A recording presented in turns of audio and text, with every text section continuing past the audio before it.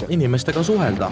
Jätkuvalt, üks uks on veel. 65-aastane pensionär Ants Hein süüdistab Saku politseid vägivallatsemises. Mehel rebiti riided puruks, pandi käed raudu, ähvardati koer kallale lasta. Ma tunnen, et ma ei saa istuda ja õhku ei saa kopsu tõmmata. Sealt ei oska inimestega suhelda. 65-aastane pensionär Ants Hein nimelt süüdistab Saku politseid vägivallatsemises. Mehel rebiti riided puruks, pandi käed raudu ja ähvardati koer kallale lasta. Vaadake ja mõelge kaasa, eriti hoolega, aga vaadake ilmekat episoodi loo lõpus, kus me läheme ise Saku konstaabli jaoskonda. Minu naine on puuetega invaliid 5 aastat. Ma olen ta ainuke hooldaja ja ta käib iga hommiku, käib metsas. No nii palju, kui see hinge veel sees on jäänud. Ja teisi peal sattus niimoodi, et naine ütles, et mul on paha olla. Võtsin koera kaasa, läksin koeraga jooksma metsa. Väga kihvs kohtasin, jooksin metsast välja ja äkki ründas mind niisugune Bernhardin. Tuli mul otse peale ja selle jooksis kuskil 20 meetrit vahet, tuli teine tagant järgi. Rabas mul koer, ühesõnaga mul ei jäänud lihtsalt muud üle, kui hakkasin ta jalaga nagu eemal ajama. Ja äkki tuleb, kohe saab metsast häält, mis te seal kargate? Olge vait, et ta ei jammusta, aga mõelge järgi. Normaalne, mul on ju oma instinktid.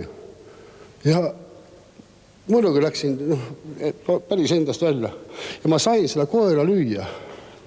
Jalaga sain lüüa vastu kihva, kus neid killatas. Ja siis läks koer ära. Ja siis tuli metsast välja 3. Bernhardineriga. See naisterahvas tuli 3. Bernhardineriga välja. Muidugi tekkis sõnavahetus. Võib-olla ma ütlesin tõesti mõned niisugused sõnad, ärritatud olekud. Koera omanikule. Koera omanikule, jah. Mis te käite minu metsas? Mis te longite siin? Teid seal, mulle lõi nagu puuga pähe, ma ei saanud mitte midagi öelda ka. Kas oli eramets? Ei ole, kuidas eramets on Saku mets, kus on jooksurada. Meil on siin lihtsalt jooksuraja kohe. Siis ma ei saa mitte midagi teha. Jooksin nii ruttu koju, kui sain ja istusin autosse ja tulin siia politseisse. Politsei ütleb mulle, et tee siis mingi kiri. Ma ütlesin, ma ei taha mingit kirja teha, et mind huvitab ainult see, kes see naine on, kus need koerad pärit on ja miks käib naine niisuguste ilmsete koertega metsas ringi lahtiselt. Ja oleks see nüüd olnud mu naine seal läinud sinna, siis koerad oleks puruks tõmmanud. Ja ühesõnaga see intsident, mis siin oli, 4 peal pidi olema siis ühesõnaga nendel siis see nagu koosolek siin, aga see naine nüüd ennetas, kuna ma ütlesin, ma ei tule koosolekul või see midagi otsustab, mis nad nüüd teevad selle koera omanikule. Saku konstaabli jaoskonnas ootas aga 64-aastast pensionär Ants Heina tõeline üllatus. Et see naine nüüd tuli siia tegema omapoolset süüdistust mulle. See koera omanik? Jah, et mina olen teda tülitanud, mis on absoluutselt, kas läheb üks normaalne inimene, läheb tülitama 3 suure Bernhardineri koera metsas. Ma ei oleks väljas, kui oleks ma seda teinud, siis ma oleks pidanud hullumast ära jooksma. Järgmised sündmused konstaabli jaoskonnas olid aga hoopis ootamatud. Et kui te nii aru saate asjast, et mul ei ole teiega rohkem midagi rääkida, ma lähen välja. Seesama tännidega mees hüppas laua tagant püsti, rabas mul käes kinni. Hakkas peale, ma panin käed kokku. Ja mis siis edasi sai? Kirjeldage detailselt. Mis sai jälgi, no näete, nii see asi on. Ja see naine, kes seal sees on, see naisterahvas, kes oli, ütles, et laseme koera lahti, kujutate, laseme koera lahti inimese peale. Ja nüüd on koera autos, koer oli siin sees. Ja kuidas te siis lõpuks siit välja saite? No lõpus siis hakkasid ühesõnaga, et saadab neid sollamise eest kohtu, tegid protokollid ja värgid, aga siis mul hakkas kuidagi jäle paha. Kukkusin tooli pealt maha. Ja siis ühesõnaga ütlesid, et te olete praegu, aga nad hakkasid midagi nagu aru saama, mis nad nüüd teinud on, sellepärast, et teine politseinik, see ilma tännideta mees, sa ütles, et kuule, et ma nime ütles, et sa lähed vähe liiale, ütles teisele meele. Aga see pani veel, kuna ta on tänne rohkem, veel agaremalt hakkas vähenama, siis tuli naine käeraudadega. Aga siis ma vaatasin, et hea küll, et las saad panna käed raudades pealegi. Ja panid käed rauda, aga need rauad on väiksed, näete, mul ei lähegi käed taha, näete, ja tähendab selle käe. Siiamaani veel on, näete need rauajäljed peal. No on tõesti näha, et... Mul käed läksid nii paistab, mul läksid käed valutama. Ma ütlesin, et tehke lahti, et mul on haige naine veel, sest ma ütlen, et ma ei saagi välja. Et kohtus võib-olla panevad mind kinni, aga meie riigi seadusi ma ju absoluutselt ette taimamatult. Ma ei tea, võib-olla tahtsid mind kinni panna, ma ei tea. Ja mida te nüüd edasi teete? Ei, mis ma teen? Kõigepealt ma olin täiesti mõelepääsemast olukorras, sest nad tegid ju selle protokolli kohtusse. Ja kuna ma hakkasin ise nõudma, et meid kohtusse viiakse, siis nad omavahel millega seletasid, ütlesid, et kohtusse täna me ei vii, ühesõnaga, et helistasid kohtusse, et kohtunik täna vastu ei võta. Ja siis ma läksin välja, hakkasin võtta, mida ma nüüd teen, kuna ma olen alandatud inimene, näete ise, mida ma välja olen. Näete ise. Näidake oma pükse ka. Näete. Ja see on meie kohus, ma olen kaine inimene, pensionär, ma olen pensionär, kaine inimene. Selle kõige peale külastas reporter täna päeval ka Saku konstaabli jaoskonda. Keegi meie tere vastu ei võtnud, midagi ei kommenteeritud, kõike pidi teadma nende pressiesindaja, kelle nime meile kuidagi öelda ei tahetud. Ma väga inimlikult lihtsalt paluksin, et kas te nii palju vastu tuleksite, ütleksite, kes on teie pressiesindaja, et ma saaksin kohe helistada talle. Tähendab, olge ja lahkuge praegu. Aitäh. Palun.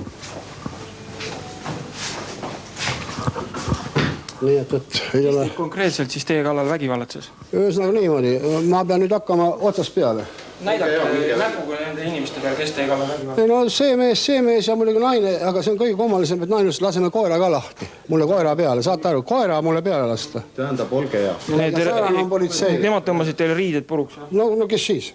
Ma ei taha sinna olla, mulle süda vahaks. Ja lepime kokku, et palagani korraldame eest trepikojas. Palun lahkuge ametiruumidest. Saite linki, kena. Jätkuvalt, üks uks on veel. Jah, me lähme. Kõik, palun. Head päeva teile. Kätega tullakse kalla. Kätega ja Eesti politsei. Kuule, vaata. Ärge palun mind katsuge.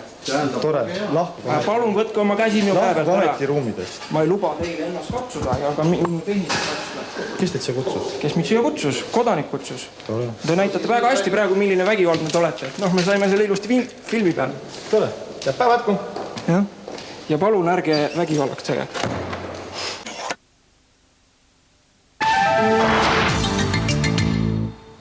No kuna Saku politseinikud ei suutnud meile öelda isegi tere, rääkimata mingist mõistlikust kommentaarist, siis küsisime nähtud loole selgitust Lääne-Harju politsei osakonnast.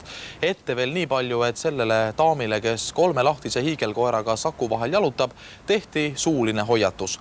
Ta mõistis oma süüd ja lubas edaspidi oma koertega olla tähelepanelikum. Aga mis saab Ants Heinast? Vaatame, milline on politsei versioon antud juhtumi kohta. No kõige paremini, kuidas asi oli, teevad muidugi osapooled ise. Mina saan rääkida seda, mida minu alluvad on rääkida mulle. Väidetavalt kasutatigi nagu kodaniku suhtes käeraudu konstaabli jaoskonnas. Siia võin selgituseks öelda, et politseinikul on õigus käeraudude ja erivahendite kasutamiseks, kui selleks on piisavalt alust, kui on ohus politseiametniku enda tervis või julgeolek. Ja minule laekunud andmete põhjal see olukord täna oli selline. Vähe sellest, et ta sõimas, ta tahtis lahkuda sealt, kui vanemkonstaabel tegi talle märkuse, et ta ei saa minna praegu, ta sellest ei hoolinud.